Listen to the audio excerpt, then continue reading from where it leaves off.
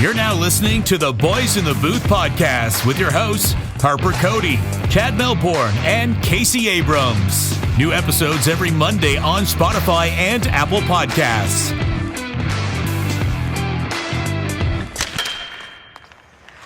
Well, gentlemen, it's the best time of the year. It's the NHL playoffs. And this is episode 124 of the podcast. Cody Abrams and Melbourne joining you, and this is our 2022 Stanley Cup playoff prediction episode. How are we doing, guys? I am absolutely fired up for the playoffs. Oh my goodness! But I'm going to be struggling to stay awake to watch the games tonight. I had a crazy busy weekend. I went to the Leafs game on Friday, the Jays game on Saturday. Spent the whole weekend in Toronto and then came home. Was home around 1:00 to pack up all my stuff and move again. I think this is place number 10 I've lived in now, but I'm into a new spot, new apartment. So yeah, it was a crazy week. Thank God Reese was here to help me. He was dying the whole time. He was withering away. So yeah, it was a crazy weekend, and I'm still like 20% unpacked, so a lot of work to come as well. That is like the worst thing ever, and I think I've said this multiple times on the podcast because I think you've moved twice since I moved last, and I was like, unpacking is the worst thing ever, and it sucks you got to go through that again, but it's sick that you got a new place. I'm excited to maybe see it one day. Yeah, it's just hilarious. Like, you hop on the podcast, like we spoke a couple days ago, it seems like everything is normal, and he's like, oh yeah guys, I moved, look at this, like a new background. We're like, what? Like, what do you mean you moved? And he's like, yep, just did it. I'm like, okay. So anyways, guys, I'm fantastic. I finished my last exam today for my first year of law school, so I'm all finished. Summer officially starts today for me on day one of the NHL playoffs. Like, it doesn't get better than this. And because we're doing our playoff predictions today, I just want to say we are recording at 5:44 p.m. right now on Monday, May 2nd. So all of these picks are legit, and I'm so excited for this playoffs, guys. Like, it's going to be absolutely insane. There's so many good matchups, maybe a couple upsets as well. And I'll definitely be watching the Toronto series number 1, Florida series number 2, and then also the Minnesota series. I'm just looking forward to that for sure. Harp, how you doing? Well, like I said off the top, it's the best time of the year, and I had a great weekend myself. Turned 25 over the weekend, as you guys know. Case, sorry you couldn't make it to the party on Saturday, but you had a sick weekend going to a baseball game and a hockey game in Toronto, so that's awesome. But Chad, great that you and Paige came down. It was awesome, and here we are on Monday, and it's the start of the Stanley Cup playoffs, and I've never been so nervous filling out my bracket on NHL.com. Like, I just really sitting there thinking about all the matchups and how good they're going to be. And I'm just so excited. How about that one year where NHL.com just said, do it again. You're all wrong. There's all the upsets, and they had to just say to try again, attempt number 2. Literally. Yeah, it'd be a little stressful. Exactly. And who knows, maybe this year will be another one like that. So anyway, let's get into it. And I think just given the significance of the Eastern Conference playoff matchups, and obviously I'm speaking to you, Chad, but we'll start with the Western Conference matchups. Start off a bit differently. So the Nashville Predators and the Colorado Avalanche. We'll start with that matchup, and obviously the headline coming in with this one is that the Predators are going to be without UC Saros for a lengthy period of time. David Riddick looks like the starter against the Colorado Avalanche, and that's going to be really tough for the Nashville Predators, who had a great season. I think better than a lot of us expected, and Colorado was just as good, maybe even better than we expected. So personally, guys, I've got the Colorado Avalanche taking this series in 5 games. Thoughts on this series, guys? Well, I really wanted to take Nashville because of their size, their playing style, the momentum of their season, because you said, there's been adversity. We didn't really expect them to make the playoffs, thought they were going to be a basement team. But No Saros, that is absolutely huge. We've raved about him all year and how he's been integral to get them here to the playoffs. So I'm going to have to give it to Colorado. Also, the most penalized team in the league is taking on the most favored penalty-wise team in the league, and the NHL's darling. So I think there's going to be a little bit of sketchiness going on there, and special teams in the playoffs are huge. So, even though after the last couple of years, I've begun to doubt the seriousness of the Colorado Avalanche in the playoffs, I'm taking them here also in 5, Harp. Yeah, I'm also taking Colorado here. I think you'd be a lunatic not to. They lost their goalie, which is the only reason. I guess I shouldn't say the only reason, because they've had a lot of really good seasons from key guys like Forsberg, Duchesne, Roman Josi. Oh my God, he might win the Norris Trophy. But they lose their starting goalie. Their backup, who is now their starter, is David Riddick, and he wasn't even an NHL goalie at times last season, so he's been subpar this year. UC Saros has obviously carried the load, and they're not going to be able to play him. So I just think Colorado is better up front with their forwards. They have a better defense core, if you want to say, okay, Josi is extremely good, well, guess who's on the other side? Cale Makar. He's just as good, if not better, and younger. And goaltending obviously goes to Colorado as well. The season series, though, this is where it gets a bit interesting. 3-1 in favor of Nashville. So, again, who knows? These teams might not match up stylistically, but at the end of the day, I'm picking Colorado in 4. Money Puck's got them at 79%, guys. This is the most lopsided series in these playoffs. And if Nashville wins, some, very few, mind you, people are going to win a lot of money. Yeah. Well, Chad, season series, I'll remind you that the last time the Devils were in the playoffs with Taylor Hall as the Heart, they swept Tampa in the series and then lost in 5. So yeah, I wouldn't take that too far. You're right, and you've always got to kind of take it with a grain of salt. But that's kind of how I did each pick here. I did my pick and how many games. I ranked their forwards, defense, and goalies just off the top of my head, who I think who wins that matchup. The season series, and then what their actual odds are according to Money Puck. I did the Athletic too, but I use Money Puck more often, so that's just how I did it. But you're right, the season series, I think it means something, but the playoffs are a different animal, so you can't put too much weight into that for sure. All right, on to this next series, and Chad, you mentioned it right off the top. We're excited for this one. St. Louis and Minnesota in the first round in the Stanley Cup playoffs. You've got the St. Louis Blues, one of the hottest teams down the stretch this season in the regular season. 2019 Stanley Cup champions against Billy Guerin's squad, the Minnesota Wild. Kirill Kaprizov, a career season, over 100 points. They added Marc-Andre Fleury at the deadline, and the Wild are going to be a tough out. So St. Louis and Minnesota, I still can't believe this is a first-round matchup. I've got Minnesota taking this one in 7 games, guys. I think it goes the distance. What do you think? Yeah, I mean, everyone talks about the East having those matchups that you hate to see because only one team can move on. Well, this is that series in the West, and this has the potential to be an absolute bloodbath, and I am here for it. I am going to be watching every game of this series if I can, at least as much of the game as I can. But I think it's going to come down to the wire too, and because of the D core that I've again raved about all year in the Minnesota Wild, and plus the goaltending tandem in Minnesota, I'm giving the edge to Minnie, and they're going to take this also in 7. Harper, on the same page so far tonight. Kind of creepy. I like it. It scares me. That makes me think I'm wrong.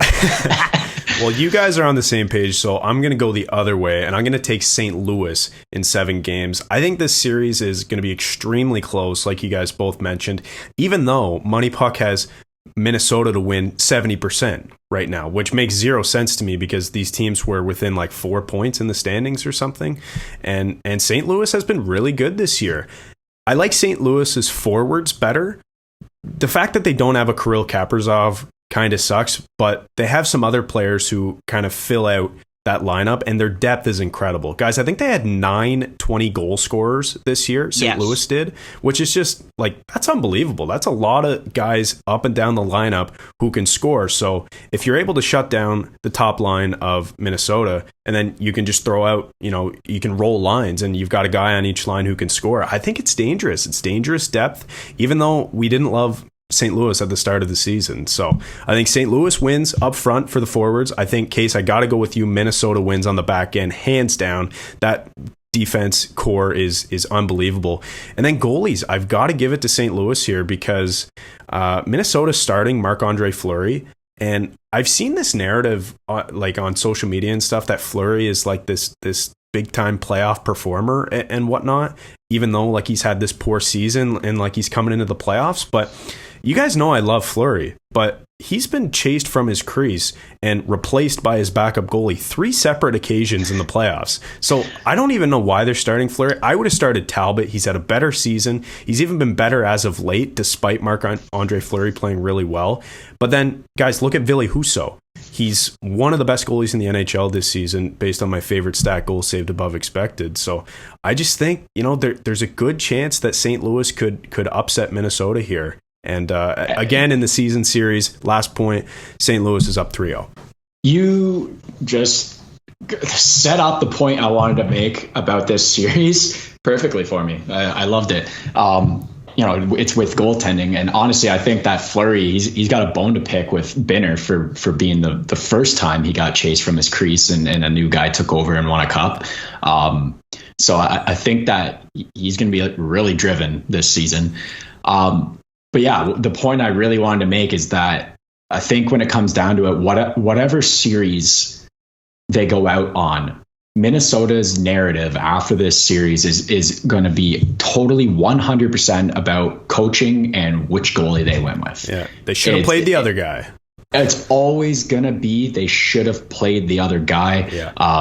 I think I'm personally with you right now. Like, I would go with Talbot, but it looked really bad if you didn't go with Fleury to start off and you went out. So it's a tough spot, and I don't want to be making the decision, but yeah, it's crazy.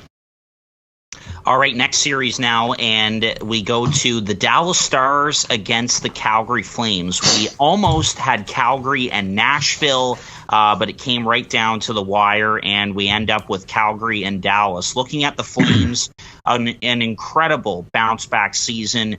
Matthew Tkachuk and Johnny Gaudreau, each with over 100 points. Great goaltending by Jacob Markstrom. They've got a Stanley Cup winning coach in Daryl Sutter, who's done an incredible job with that group. And then you've got the Dallas Stars. This could be the last hurrah for Rick Bowness behind the bench. We've seen the turnover when it comes to the core of this team, and we don't need to go through the names. We know who those guys are that are a part of this new young core for the Dallas Stars. They're able to hang on to a wild card spot, beat Vegas late in the season, and they've got a tough first-round opponent against the Calgary Flames. And guys, I am taking the Flames in this series in 5 games. Yeah, I mean, I could sit here and talk about how Dallas barely made the playoffs and who knows if they should really even be here. I could do that for a while, but I'm going to talk more about why Calgary deserves to win and less about why Dallas deserves to lose. It's one of the best lines in hockey right off the bat. That line is so much fun to watch. They bring it in every single way. And with the depth and physicality coming behind that line, and probably the goalie I feel best about in the West with Saros being out now, I give a huge edge to Calgary here. And maybe the biggest reason is this new formed culture and hunger that they have over the last 2 years. The guys have talked about it ad nauseum, how they need to win right now. They need to start going deep in the playoffs. So I'm going to go with Calgary, and I am going to give them 5 games, Harper. Well, this is a clean sweep, boys, because I'm going to go Calgary in 5 as well. I think they've got better forwards, defense, goaltending. They won the season series this year, 2-0-1. Money Puck has them at 80% chance of winning. So I just think they're the better team top to bottom. better depth, better top end players. Like I just think that everything is in Calgary's favor here, and if they don't win, it will be an upset. And a little bit of a foreshadowing moment here. Calgary is the team that I have coming out of the West in my complete bracket because I think they're that good. I do as well. And I may have them in the Stanley Cup Finals, but we'll have to talk about that a little later on.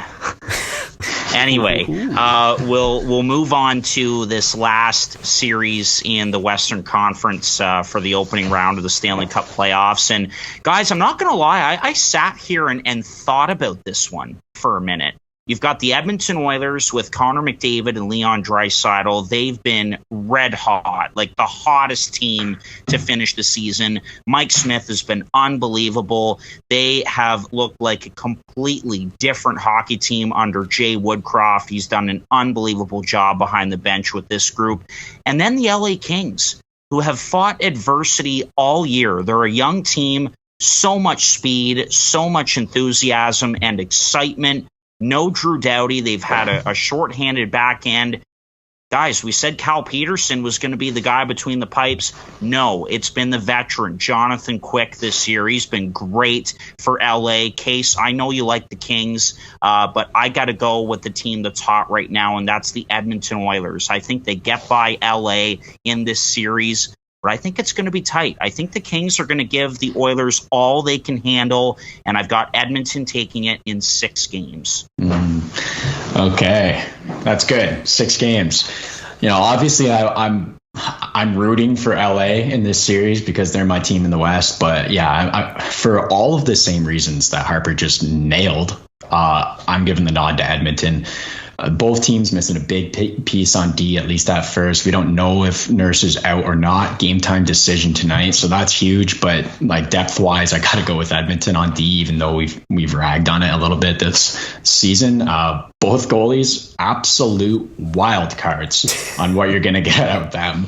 Mike Smith, I think since he turned 40, he went like 9-0-1 after being like not good earlier in the season. Jonathan Quick was non-existent the last 3 years, and now he's 2 years, and now he's a Stanley Cup contending goalie again. It's pretty crazy, but I think that McDavid he's going to go in absolute beast mode after being sick of losing, and he's going to take away. He's either going to do it all himself, or he's going to take away enough attention for some depth guy to score some big goal. And I think that they're going to take this game or this series in 7 games. I think it's going to go much longer than Edmonton wants and most people expect, and that's because of 4 two-time Stanley Cup winners on the other team. They have to be passing down some knowledge to some of these younger guys, and LA's got some good depth down the middle. So, last hurrah for Dustin Brown. That's right. I forgot about that because they did the whole ceremony or like his last game where he wore the C in the regular season, but then like they could potentially go on to win the cup here. Like, they squeaked into the playoffs, and then, who knows? The playoffs, anything could happen. But Money Puck has Edmonton at 57% chance to win here. I'm taking Edmonton in 4, guys. Even though this is the least lopsided series in terms of probability, like according to both The Athletic and Money Puck, I just don't see a way that LA can steal a game unless it's completely on the back of Jonathan Quick, and as long as Edmonton continues to get incredible goaltending from Mike Smith. Like, he has been the best goalie in the league over the last month, guys. I'm not even kidding. Like, the numbers point to that. He's been extremely good. And maybe that's part of, Edmonton also playing good over the last 10 games or whatever, but he's been really, really great. And that's been the problem with Edmonton all year. They give up high quality chances, more so than a lot of other teams. But they haven't had the goaltending to bail them out. And then all of a sudden, 40-year-old Mike Smith comes out of nowhere and is standing on his head. And that's exactly what you need coming up to the playoffs, because we know goaltending is absolute voodoo and random. So if a guy's hot, you got to just play him and ride him and see how far you can get with him. I think Edmonton is better up front because obviously the big two, but there's some notable depth guys who have had really good years this year. Like Evander Kane, I don't think gets talked about enough on this team, but he's been nearly a point per game since he came to Edmonton. And obviously he brings that physical presence as well. Say what you want about what he's like off the ice, but that's been a great addition. Jesse Puljujarvi has had a great season. Not necessarily putting up the points that you want from a high pick like that, but he's really been contributing, hounding pucks, and has been a really nice fit for this team. And then you talk about defense. LA's missing Drew Doughty, their best player, arguably their best player. He's been incredible before he got injured anyways. And then I talked about the goaltending. Yes, Johnny Quick's been good, but I just think that Edmonton is better in every other way, shape, and form, and I think it's going to be a sweep for the Oilers. McDavid goes God mode. Wow. 2 veteran goalies going head to head. Do you not think we're going to see the other halves of those tandems as well? Like, do you not think we're going to see Koskinen and Peterson as well, just given the age factor for both Smith and Quick? Definitely. They're lucky there's no back-to-backs in the playoffs, or there shouldn't be anyway. Well, guys, that wraps it up for the opening round for the Western Conference. And before we move on to the East, I just want to say, one, we're doing really well for timing, which is great. We rarely are ever able to say that. And two, could you guys imagine a Battle of Alberta in the second round and just the war that would go on between the Flames and the Oilers? That would be fantastic. That'd be awesome. Yeah, that would be something else. All right, that's the West for you. Let's move on to the East now, starting with the Washington Capitals against the President's Trophy winners, the Florida Panthers. Guys, Florida hasn't won a year since 96. You'd have to think that this is the year. They went for it by picking up guys like Ben Sherratt and Claude Giroux at the trade deadline. You've got the Capitals, the 2018 Stanley Cup champions. This core is getting older. Some questions with the goaltending. Obviously, Alex Ovechkin still scoring goals, but it's, this could be it for this group. So thoughts on this series to kick off the Eastern Conference? Yeah, first of all, there's talks, we saw Ovi go to the boards pretty hard, and there's talks that he's going to be out, or game time decision, whatever you want to call it. There's no chance he's going to be out for this series. The guy will play if he has an arm still. I'm not worried about a shoulder injury. He'll be pumped up on so many painkillers and just flying out there. But, a long time ago, I put a future on Washington to go very deep and, in fact, go to the Stanley Cup Finals. And if Bet365 didn't rob me of that bet, I think I'd be losing it in the first round. Florida is just so good, and they're so built for a playoff run. I thought they were built for a playoff run before the trade deadline, and then they were the most improved team at the trade deadline. So I think it's just unfathomable to think that they could lose this series. They're built so well. They're tough for a team that scores a ton of goals. They've got great depth. Like, the fact that I'm giving them the edge on defense and they're missing a top 5 defenseman in the league is absurd. And they've figured out some good goaltending for once. And I think, they're both teams that have a goaltending choice to be made. And I think that's maybe the only way Florida loses, is if one of their goalies drops the ball. But I'm going with Florida, and I'll give it to them in 6 games, because Washington's too pesky and has too many guys who've done it before to go quick. I totally agree with that case. I've also got Florida in 6, just because I feel the same way about Washington. Like, they're still a good team.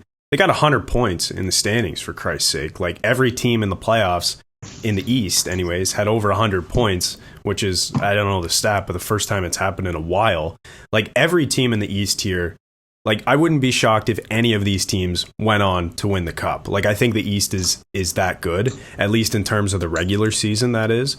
But, Money Puck has Florida at 64%. I think it should be a bit higher because, the forwards, defense, goalies, I think it all favors Florida. Florida won the season series 2-1. I just think that Florida, top to bottom, is a really great team. And not saying that Washington isn't, but I just think Florida is so deep, especially after the deadline, like you said.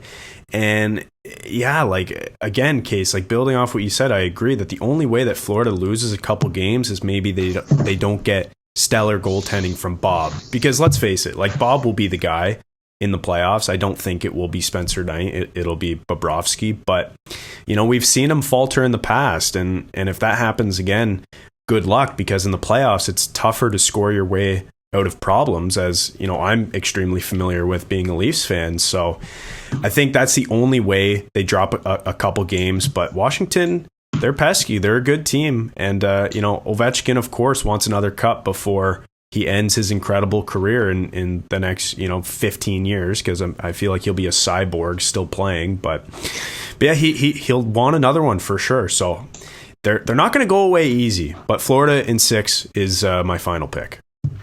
I forgot to give my pick before you guys. I'm actually going to take the Panthers in 5 games. I just think the Capitals are going to be so overwhelmed with the Panthers and their ability to put the puck in the back of the net. And you'd have to think, like, it would be a huge, huge failure. This year would be seen as a failure for the Panthers if they lose in the first round somehow to the Capitals. But the Capitals have gone all the way before. And, that could be maybe a sexy upset to pick. So, but we've all got the Panthers. All right.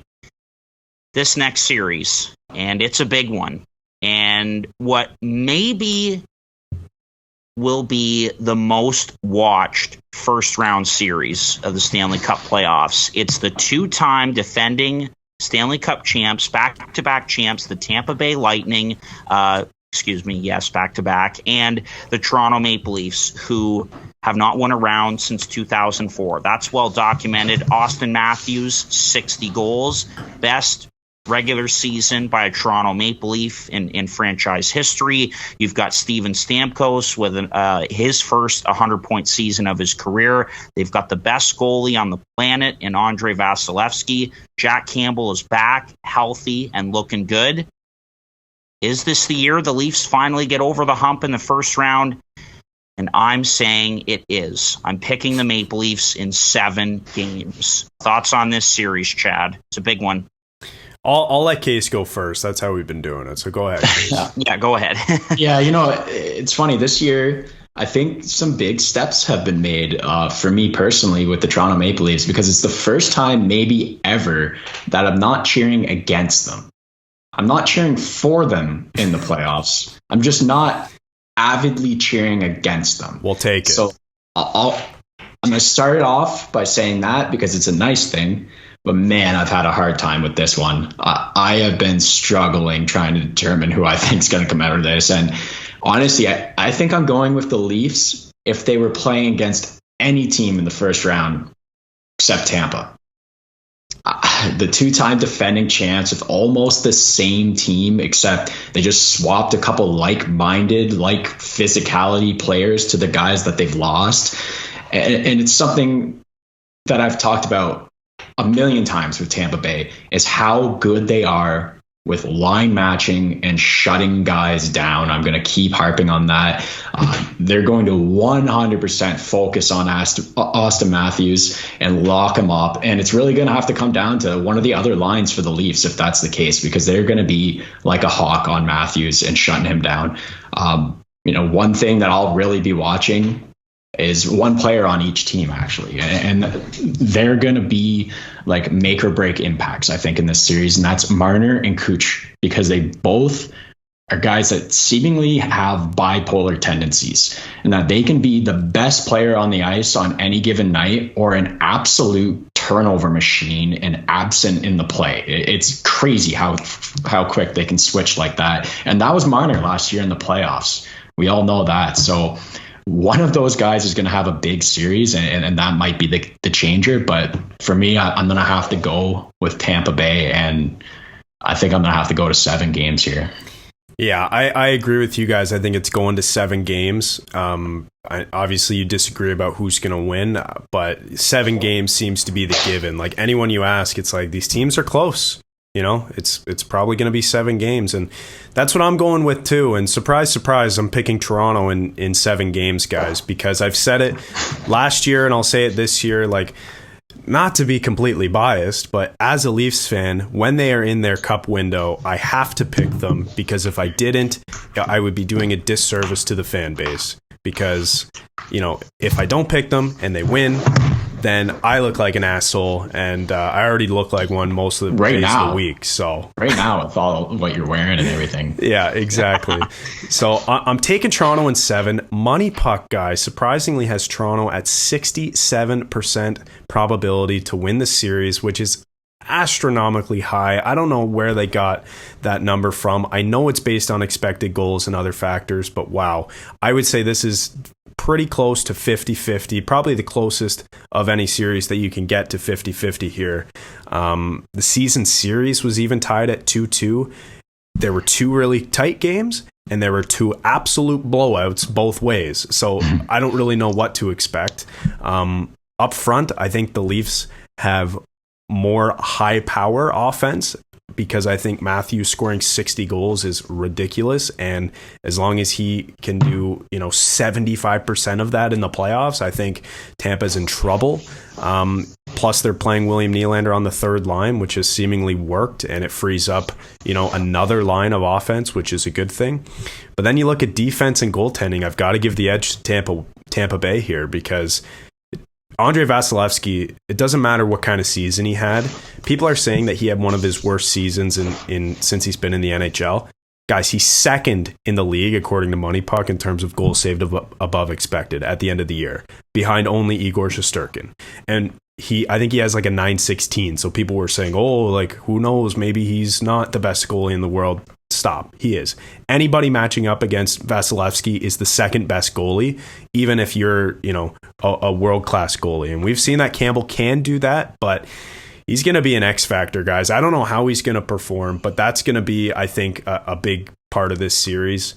And then on defense, like as good as Toronto's defense has gotten with the addition of Lyubushkin and Giordano and the emergence of Liljegren, you just can't compete with a team who has Mikhail Sergachev playing on their third pair.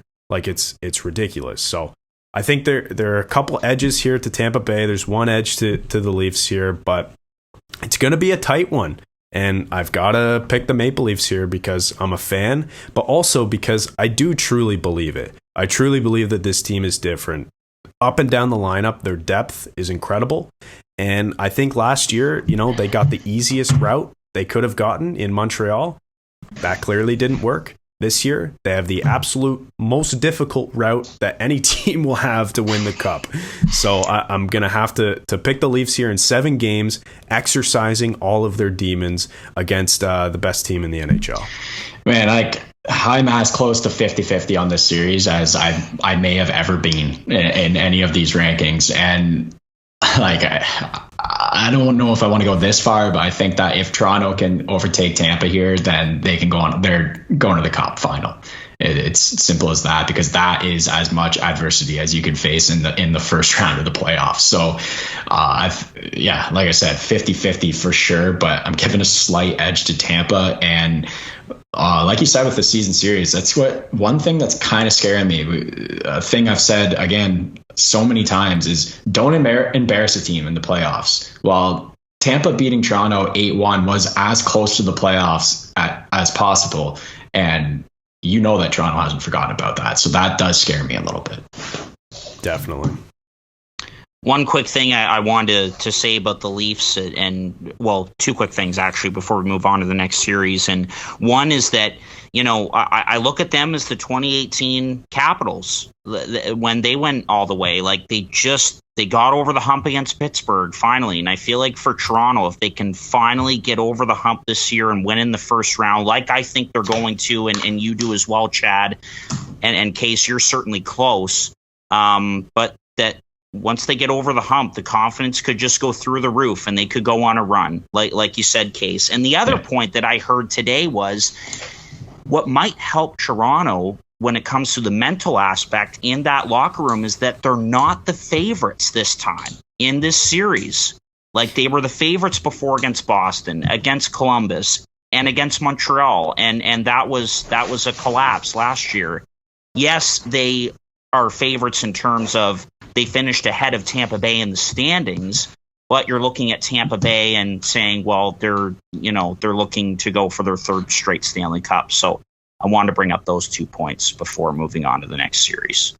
Betting odds too. Like I can't believe the Leafs like, I think it should be evens in terms of betting odds, but the Leafs are the favorites, and so there's no money to be won there at all. All right, the Boston Bruins and the Carolina Hurricanes. It seems like these two teams always meet in the playoffs, and I think the one big thing to watch going into this series is the goaltending on both sides, and the goaltending tandems, not just two goalies, but the tandem in Boston of Linus Ullmark and Jeremy Swayman, and then the tandem in Carolina of Freddie Anderson and Antti Ranta. And also, I think on the blue line, I don't think a lot of people have talked enough about Charlie McAvoy this year and the kind of year he's had in Boston. And then, of course, Jacob Slavin, one of the most underrated D in the National Hockey League. And again, like Case said about Minnesota, that's a stacked blue line in Carolina. So, thoughts on the Canes and Bruins this series? I've got the Hurricanes taking this one in 7. Yeah, this one is another one where I had a pretty hard time, and mostly because the harder I looked at these two teams, the more I realized that they're like the same team in the way that they're built and up and down the lineup. So it's hard for me to give one team an edge either way, except I heard there's no Freddie to start this series. And for that reason, I'm a little fearful for Carolina, and I'm going to give Boston the win here in 6 games because there's no way they win a game 7 in Carolina. Yeah, I'm going to go Boston in 7 here, guys. I also had a tough one with this. Money Puck has 55% probability that Boston will win, but the season series is 3-0 Carolina. I think it really depends, like you guys mentioned, who plays in net for both teams. I think we are looking at Antti Ranta, that's confirmed. Freddie Anderson will be out for at least the first 2 games, perhaps the entire first series. And then in Boston, are we expecting Ullmark or Swayman? Do you guys know about that? Who's starting? Ullmark is confirmed the starter for game 1. And see, I don't know how I feel about that. Me neither. It's a good tandem. It's definitely a good tandem, but you can only play one guy at a time, and you better hope you made the right pick. Like that's all I can say. Or don't go home to Boston anytime soon. Yeah, really. If Tuukka Rask wasn't the favorite in town, how can Jeremy Swayman expect to be a favorite? Christ. Wow. I give the edge on forward to Carolina. I think they're deeper, especially with the additions of Kakiniemi, obviously with the offer sheet, and then Max Domi at the deadline. I thought that was a sneaky good ad. And then Boston, they don't really have a quality second line center. Like, I don't love Haula. I think they're missing Krejci this year in terms of depth scoring. And, I just think forward depth, Carolina has the clear edge. Goaltending, talked about that. I think it's pretty close to even because all 4 guys who could potentially be seen in this series have been good this year, but they've also all been injured, and we don't know who's going to play when and how good they're going to play when they do play. So I think that's a total wash. And then on defense, I think Carolina has a more offensive-minded defense core with the addition of Tony DeAngelo, who has been shot out of a cannon this year. He's been really good offensively. But then I think Boston has a better defense group. So I think there's pros and cons to each team, strengths and weaknesses. So I think it's going to come down to 7 either way, but I'm going to have to go with Boston just because of the way they play in the playoffs, guys. They're not smart like dump truck. Exactly. Yeah. That's why. All right. Same reason why I went with them. So yeah. It's great. Yeah. I like Carolina. I like Brindamore. I think like he doesn't care who's in, who's out. He's gonna coach them well like he always does, and I like Carolina in the series. But again, it's Boston. All right, last series to talk about for the opening round in the Eastern Conference, and that is the Pittsburgh Penguins and the New York Rangers. The Penguins won back-to-back cups, of course, in 16 and 17, and they kind of were just skidding along towards the end of the season. no Tristan Jarry, I believe, to start the series. So that is obviously a concern. Like we talked about with the Capitals earlier, this group is getting older. Chris Letang and Evgeny Malkin are both free agents in the offseason. It wouldn't be a surprise to see them stick around, but who knows? One of them or both of them could be gone in the offseason. You never know. So this could be the last hurrah for this Pittsburgh group. And then the New York Rangers, Igor Shesterkin, unbelievable season. When you're talking about goaltenders that could potentially steal a series, he's certainly a guy. Chris Kreider, a great year. They got tougher in the offseason. Chris Drury bringing in guys like Barclay Goodrow, Ryan Reeves, and Sammy Blais. Jacob Trouba's been great on the back end. Obviously, they've got a Norris Trophy winner in Adam Fox. And I got to take the Rangers here. And I've got the Rangers winning this series in 5 games. I just think there are too many concerns with Pittsburgh at the moment.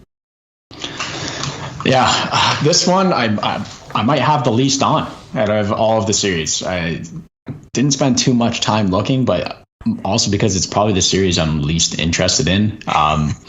And yeah, when I look at these two teams, like, you know that we can't forget about Pittsburgh. We've done it before, and every time we do it, we look like jackasses because of the Pittsburgh Penguins. But when I look at this team, like the D-core in the Rangers is much better than Pittsburgh. The depth is, I'm going to give in favor to the Rangers as well on forward, and obviously goaltending. Like, that's such a glaring difference between these two guys. And really, when I look at this, I have to go, Shesterkin in 6 games. Yeah, really. I think I said that last year, McDavid in 4 games or something. Same thing. It's like, he's the guy, you know, it's him and then the rest of the guys. So, I had a really tough time with this one, guys. Money Puck has Pittsburgh 64% probability of winning this series here. I thought that was a little bit high. I don't know if that's accounting for no Jarry or not, because I know that would make a significant difference if it's, you know, using expected goals. But I've been saying this forever, and I've got to stick with my guns here. If Pittsburgh gets average goaltending, league average goaltending, look out, because they've still got it. I don't care if it's Chris Letang and 5 nobodies on the back end, or if it's Sidney Crosby and 11 nobodies in the lineup. This team, you can't count out. I think it's going to be extremely close, but I'm going to have to go with Pittsburgh in 7 games, because although they don't have Jarry, who was incredible this season, they have Casey DeSmith, who started out the year not very good at all. He was extremely poor, but he's been, you know, better than average over the last couple months, equaling his entire season out to be pretty much average in the NHL. He's not a terrible goalie. He's not a fantastic goalie, but he can give you quality saves, and hopefully those saves can be timely as well for this team. I think the addition of Rickard Rakell to this team is a sneaky good add. And I think, you know, their forward depth, Case, I know you gave the forward depth edge to the Rangers here, but I think the Penguins here are sneaky good, and they've got a ton of guys who, like, you didn't even hear about before the start of the season, and we keep saying that, but they just kind of come out of nowhere and they get the job done by committee, of course, led by Sidney Crosby and Jake Gensel. Gensel, by the way, had an incredible year this year. Didn't even get talked about, really. Overshadowed by a million other guys. But I just think this team still has it. And as long as they get average goaltending from DeSmith, they're going to win this series. And Igor Shesterkin is going to steal a bunch of games, maybe 3. But I don't know if he has enough in the tank to steal 4. And I also don't think Chris Kreider is going to be able to keep scoring at the pace that he did in the regular season. And then who else do you rely on? Mika Zibanejad? He's good, but he's not a game breaker. He's not Sidney Crosby. You know? Sidney Crosby in 7 games. Yeah, just they only have Panarin though. Like that guy. Let's forget about Panarin, I guess. And Ryan Strome has been pretty good, and Andrew Copp is actually a better pickup than Rickard Rakell when it comes to the playoffs. But anyways, we'll get away from this series because no one really cares. Because fuck the Rangers. Yeah, I'm surprised you even took the Rangers, to be honest. I'm really surprised too, but I knew a fuck the New York or fuck the Rangers, some kind of insult to the Rags, Rangers, whatever was coming at some point. Yeah. Awesome. Well, that wraps up our playoff predictions, guys. But one more before we wrap up, and that is, who do you guys have in the Stanley Cup Finals and your Stanley Cup winner? Just quickly before we wrap up. Case, you first. Oh, man, I haven't even thought about it. I'm going to pass that over to Chad, and I'll have an answer for you by the time he's done yapping away. In typical biased Canadian hockey fan, Leafs fan fashion, I'm going with an all-Canadian matchup in the playoffs just to rub salt in the wound for everybody who said that the Canadian division sucked last year. I'm going Toronto and Calgary in the in the Stanley Cup Finals. Calgary out of the West, Toronto out of the East, and I'm going Toronto Maple Leafs in 6 games to win the Cup. 44 goals scored in the Stanley Cup Final. All right, Case, do you want me to go, or have you? There's no chance I'm telling you how many goals are scored in the Stanley Cup Finals. I didn't fill out a bracket yet, so I literally just did it. That's why I had it there. But I'm gonna have to go with my early on gut for the West. What I've been saying since the beginning of the season, and I'm gonna have to say the Minnesota Wild are going to meet up with the Florida Panthers in the Stanley Cup Finals. Florida's good, man. Florida's good. And I hope that they don't only win their first series since 96 or whatever. I hope they win their first cup this year. And I think they will. I think they're going to win this Stanley Cup in 6 against Minnesota. I like that. I like it. I've got Florida in my Stanley Cup Final, and I've got a Canadian team as well, and that's the Calgary Flames. So the Flames and the Panthers in the Stanley Cup Finals, and I'm going to bring out a connection. I think Sam Bennett facing the team that drafted him 4th overall. I think it's the Flames that get it done in 7 games against the Florida Panthers to win their first Stanley Cup since 1989. And I just think Darryl Sutter is one of the best coaches in the NHL right now, and he is a proven winner in the playoffs as well. But yeah, Florida's good, man. So I've got them there, but I've got Calgary winning the Cup this year. I'm going to change to 7 games. Florida in 7 over Minnesota. And I want to add that if I wasn't going with Minnesota, I was going with Calgary. So I do agree with you guys that they're a good team and they're going to go deep here. But, well, depends on if they run into Minnesota, I guess. I think we're all saying Calgary because they've got a bit of an easier path than some other teams who might be better. Like, correct me if I'm wrong, but I think that's the consensus here. Like, they've got to play Dallas, and Dallas is no slouch, but I think we all said Calgary is the better team there. And then they've got to play the winner of Edmonton and LA. There could be some hate in that second round series if it happens between the Battle of Alberta. And then if they play LA, like, I'm not worried about that. And then, they might have to play whoever wins out for, in the other series. It could be Colorado or it could be Minnesota, whoever. It's going to be a good team, but, at least they've got a decent path to it. Another team with a decent path to it, just when I was looking, is Boston, guys. Like, they've got Carolina, and not saying Carolina's bad, but I think Boston could be better. But then after that, they've got the winner of New York and Pitt. And, like, if I'm Boston, I'm taking that all day long. I think they can beat both of those teams. So, it could be a couple surprises here, like there is every year, for sure. Yep, definitely. And just going back to Minnesota for a second, I have them beating Colorado. But, I think a big thing for the Avalanche to be successful, it's going to be a hard path for them. But can they stay healthy, I think, is the biggest thing for that group. So can Darcy Kemper play the way that he did in the regular season as well? So, oh man, it's going to be awesome. I love this time of year. So there you go. There's our Stanley Cup Finals or Stanley Cup playoffs predictions. For 2022. And enjoy night number 1. And we'll talk to you again next week. This has been another episode of Boys in the Booth with Harper Cody, Chad Melbourne, and Casey Abrams.